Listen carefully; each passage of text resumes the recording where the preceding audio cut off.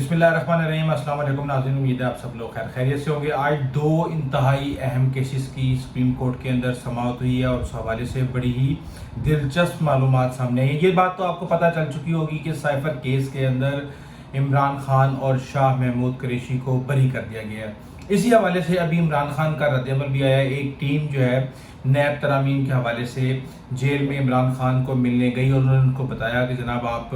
Cipher case کے اندر آپ کو بری کر دیا گیا اسلام آباد ہائی کورٹ کی طرف سے، اور آپ کا فیصلہ بھی ان چیف جسٹس عمر فاروق نے سنایا ہے جن کے اوپر آپ نے عدم اعتماد کا اظہار کیا تھا۔ بہرحال عمران خان نے کہا کہ جناب میں تو تمام کے تمام مقدمات کے اندر بری ہو جاؤں گا، یہ سارے کے سارے مقدمات جھوٹے ہیں۔ اب یہاں پہ ہم سائفر کیس کو اگر ہم دیکھیں تو بڑی ہی عجیب سی ایک صورتحال پیدا ہو گئی ہے۔ ایک طرف ہم یہ دیکھ رہے ہیں کہ کیا عمران خان کے اوپر بنایا گیا مقدمہ جعلی تھا یا جھوٹا تھا۔ دیکھیں اس بات میں تو کوئی شک نہیں ہے کہ ایک سائفر تھا، سائفر کی حقیقت تھی، اور اس سائفر کو عمران خان نے اپنے سیاسی مقاصد کے لیے استعمال کیا۔ اس میں یہ چیز بھی ثابت نہیں ہوئی کہ یہ سائفر جو تھا یہ رجیم چینج کے لیے استعمال کیا گیا۔ اس میں یہ بھی ثابت نہیں ہوا کہ سائفر میں امریکہ نے پاکستان کو یہ ہدایات دی تھی کہ وہ عمران خان کو اقتدار سے باہر نکالیں، لیکن اس کا عمران خان سیاسی فائدہ جو ہے وہ اٹھائیں گے۔ کیوں؟ یہاں پہ بیسیکلی بات کو بہت زیادہ توڑ اور مروڑ کے پیش کیا جاتا ہے۔ اب سائفر کا جو فیصلہ ہے وہ عمران خان کے حق میں آنے کا مطلب یہ نہیں ہے کہ رجیم چینج بھی ہوا، جعلی بیانیاں بھی بنا، اور اس حوالے سے جو بھی چیزیں تھیں وہ ساری کی ساری عمران خان کی سچ ثابت ہوئیں۔ اس میں صرف اور صرف یہ چیز ثابت ہوئی ہے کہ جو الزامات عمران خان کے اوپر لگائے گئے تھے آفیشل سیکرٹ ایکٹ کے تحت کہ عمران خان نے نیشنل سیکیورٹی کو نقصان پہنچایا، عمران خان کی وجہ سے جو دوسرے ممالک ہیں ان کے ساتھ تعلقات خراب ہوئے، اس طرح کی ساری چیزوں کو جب ثبوت مانگے گئے کہ جناب بتائیں کس ملک کے ساتھ آپ کے تعلقات خراب ہوئے ہیں، تو وہ اس کے ثبوت پیش کرنے میں ناکام ہوئے۔ اس کے علاوہ جب ان سے یہ پوچھا گیا کہ بتائیں جی نیشنل سیکیورٹی کو کیا خطرہ لاحق ہوا ہے، تو اس کے اوپر بھی کوئی ثبوت اس طرح کے نہیں آئے۔ جب ان سے یہ پوچھا گیا کہ بتائیں سائفر کہاں ہے، تو اس کے اوپر 3 توجیحات پیش کی گئیں کہ جناب سائفر انہوں نے خود چھپا لیا ہے، سائفر ان سے گم ہو گیا ہے، یا سائفر انہوں نے کسی اور کو دے دیا ہے۔ تو عدالت نے کہا کہ یہ 3 کے 3 جو ہیں یہ گمان ہے، یہ کوئی حقیقت نہیں ہے۔ اگر تو آپ ایک پن پوائنٹ بتائیں کہ جناب یہ ایسے کیا گیا ہے اور اس کا ثبوت یہ ہے، تو اس وجہ سے ٹیکنیکل بنیادوں پہ سائفر کیس جو ہے وہ ختم ہو گیا ہے۔ اور اس بات میں کوئی شک نہیں ہے کہ اس کیس کو بڑی تیزی سے اور بڑے ہی بھونڈے طریقے سے بنایا گیا تھا۔ کس طریقے سے سینکڑوں پیجز کا جو فیصلہ تھا وہ یوں آ جاتا ہے اور دوپہر کوئی ٹرائل مکمل ہوتا ہے، تو اس حوالے سے اس کے اندر بہت سی ٹیکنیکل چیزیں تھیں۔ اب ہم نے یہ دیکھا ہے کہ یہ جو فیصلے آئے تھے،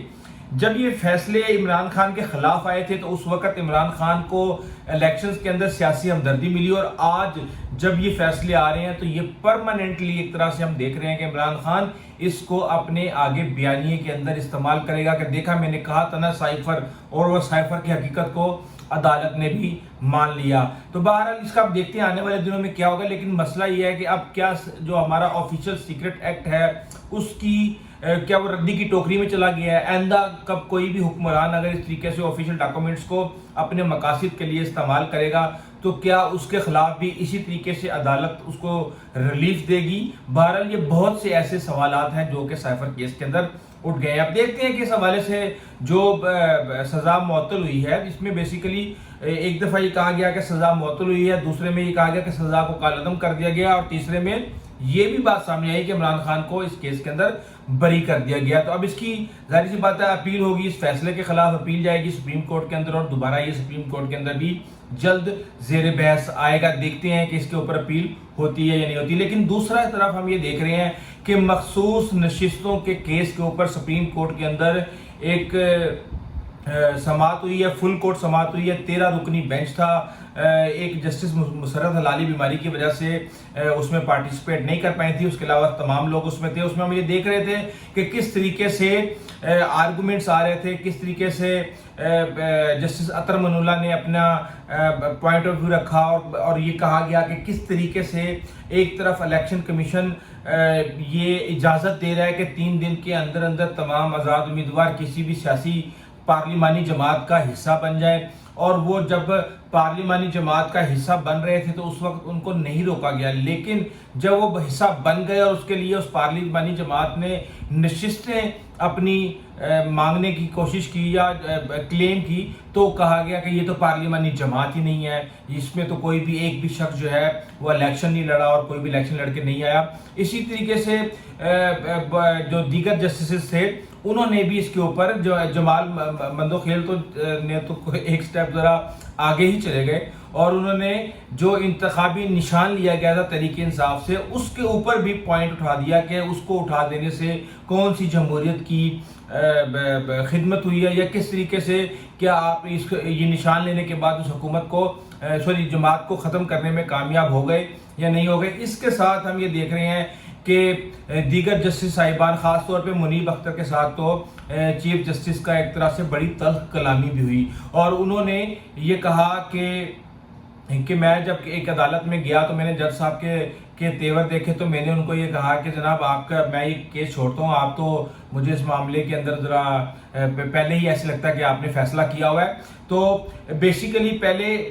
ججی صاحبان سوال پوچھ رہے تھے پی ٹی آئی کے وکیل سے، تو اس کے اوپر چیف جسٹس صاحب نے ان کو روک دیا اور اس کے بعد یہ ریمارکس دیے، تو اس کے اوپر جسٹس منیب اختر نے بڑا ریئیکشن دیا، انہوں نے کہا کہ میں یہ جو ریمارکس ہیں یہ منصفانہ نہیں ہے، میں اس کو تسلیم نہیں کرتا، اور اس طریقے سے کافی سخت انہوں نے اس کا رسپانس دیا۔ تو ہم یہ دیکھ رہے ہیں کہ ایک طرف جسٹس اطہر من اللہ ہیں، مندوخیل بھی اپنا ریئیکشن دے رہے ہیں، ادھر سے منیب اختر بھی اپنا ریئیکشن دے رہے ہیں، منصور علی شاہ بھی اس کے اوپر اپنے پوائنٹس پیش کر رہے ہیں، بقایا جونیئر ججز کے تو تھوڑا سا وہ آبزرو بھی کر رہے ہیں حالات کو اور معاملات کو۔ تو یہ سارے کا سارا ہم معاملہ یہ دیکھتے ہیں کہ کس طریقے سے ہماری سپریم کورٹ بھی ان معاملات کے اندر تقسیم نظر آتی ہے۔ ظاہر سی بات ہے تقسیم تو ہونا ہے، ان کا کسی بھی معاملے میں ایک پوائنٹ کے اوپر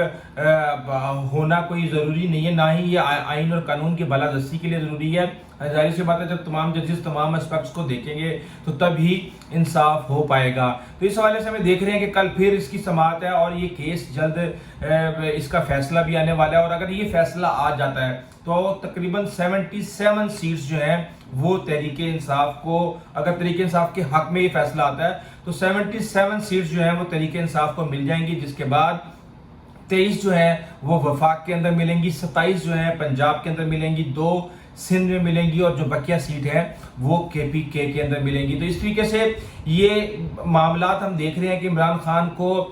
سٹیج بائی سٹیج ریلیف مل رہا ہے، اور اس بات میں تو کوئی شک ہی نہیں ہے کہ رانا سنان اللہ نے بھی ایک پروگرام میں کہا تھا کہ اگر کوئی بھی انصاف کرنے والا جج آ گیا تو ان کیسز کے اندر کچھ بھی نہیں ہے جو کہ تحریک انصاف کے بانی کے خلاف بنائے گئے ہیں۔ یہ ہم بڑے لمبے عرصے سے دیکھتے آ رہے ہیں کہ جتنے بھی کیسز آصف علی زرداری پر بنائے گئے، جتنے بھی کیسز میاں نواز شریف پر بنائے گئے، جتنے بھی کیسز اب عمران خان کے اوپر بنائے گئے ہیں، ان کو اس طریقے سے ٹیکنیکل طریقے سے بنایا جاتا ہے کہ جب کبھی بھی معاملات سدھرنے کی طرف جاتے ہیں تو ان کیسوں کے جو غبارے ہیں ان میں سے ہوا 1 منٹ میں نکل جاتی ہے، ان کے اندر کوئی بھی ایسی اسٹرینتھ نہیں ہوتی، ایسے ثبوت نہیں ہوتے، اور اس طرح کی چیزیں نہیں ہوتی جس کی وجہ سے جو ہے ان کو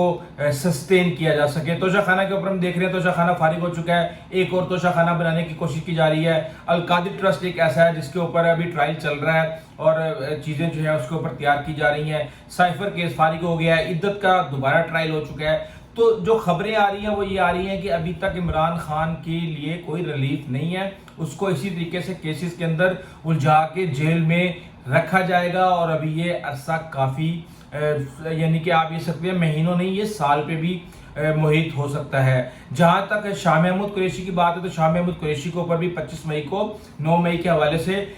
5 سے 6 مقدمات ان کے اوپر ان کے اندر ان کی گرفتاری ڈال دی گئی ہے۔ تو جو لوگ یہ سمجھ رہے تھے کہ سائفر کا فیصلہ آنے کے بعد شاہ محمود قریشی کو رہا کر دیا جائے گا اور وہ جیل سے نکل آئیں گے، تو اس کے بھی ابھی اس حوالے سے کوئی امکان نہیں ہے۔ بہرحال حکومت یہ کہہ رہی ہے کہ سائفر ایک حقیقت ہے، بے شک سائفر ایک حقیقت ہے۔ سائفر کے بارے میں جو بیانیہ بنایا گیا تھا وہ اس کی کیا حقیقت ہے یہ تو وقت ہی بتائے گا، لیکن جو یہ فیصلہ ہے اور جس کے اندر آفیشل سیکریٹ ایکٹ کی وائلیشن ہونے کے حوالے سے عدالت کی طرف سے فیصلہ ہے وہ بھی ایک حقیقت۔ آئندہ تک اجازت دیجیے، اللہ حافظ۔